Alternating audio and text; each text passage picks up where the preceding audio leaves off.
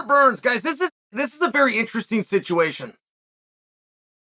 Gilbert Burns goes out, he gets a win over Masvidal.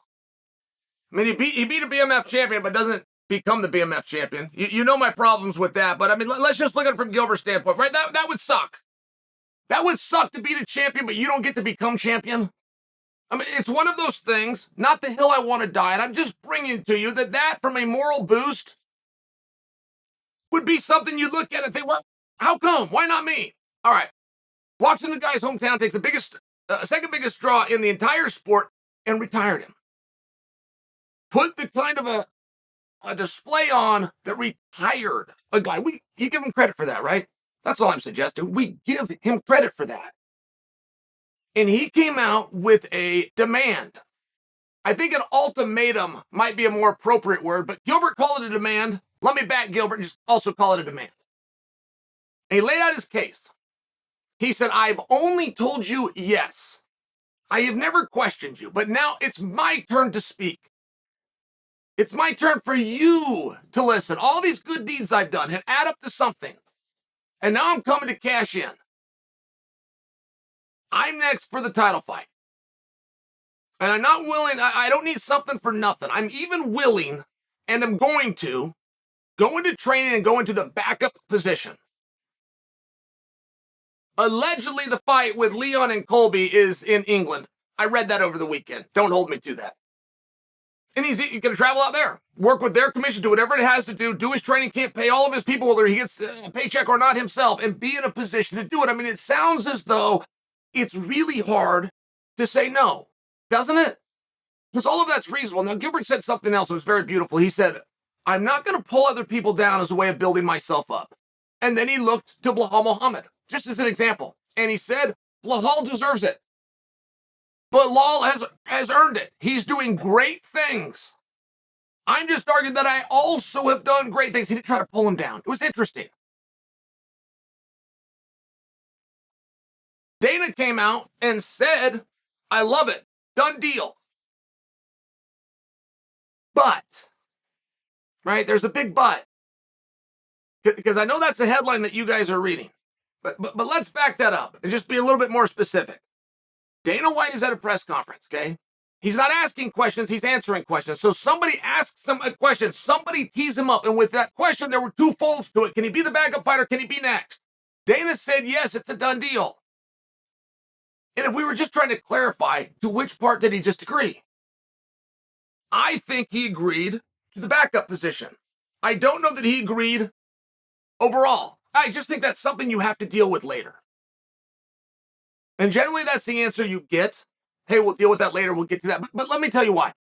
Right now, per rumors, and we all believe this rumor to be true, they're trying to get Belal and Rakhmonov in there. Now, that is iron on top of iron. That is a guy with an argument to number one contendership versus a guy that's 16-0. They're willing to put a lot on the line. They're going to want something out of it. You can't give them that something if it's already been given. If prior to having a bout agreement signed with the fight that you want to get, you give a number one contendership over here, which in this case would be to Gilbert, how are you going to get these guys into the ring? So I'm just taking a good look at that because I would be curious how that worked. Gilbert Burns is a great choice. Period. Rakhmonov, we should probably start giving a look to at 16-0. Belal Muhammad, we're constantly considering. Like, all of these guys are in a really good and really powerful spot. Generally, much like in a court of law, the reason defense gets to go last is whoever has the final say has a leg up.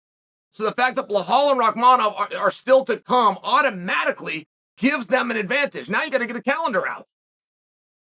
Because we can do them all, right? It's not as a matter that everybody can't get a shot.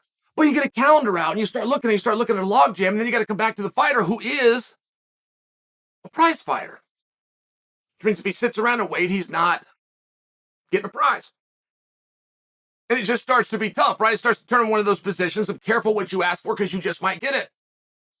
If you get what's next between two guys that aren't even booked and you're going to sit on ice and you're going to wait, what if one of them gets hurt?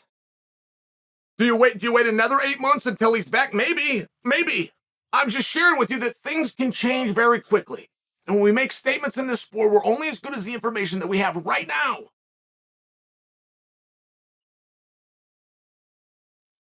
Rachmanov versus Blahal doesn't appear to be done. And I don't know what's waiting. I don't know what's holding that up. I have no idea. Maybe it's on its way and nothing's holding it up. But maybe there is something. Because we've sure heard about this a while. And if you want me to fight you, we have that done in way less than 3 seconds. You could send a text and I'd see, and that's it. So something appears to be holding this up. Well, what if Gilbert Burns gets hips to that and says, you know what, whoever is, pull him and I'll put me in. I'll take on Blahal or I'll take on Rachmanov. But now you don't have an argument anymore.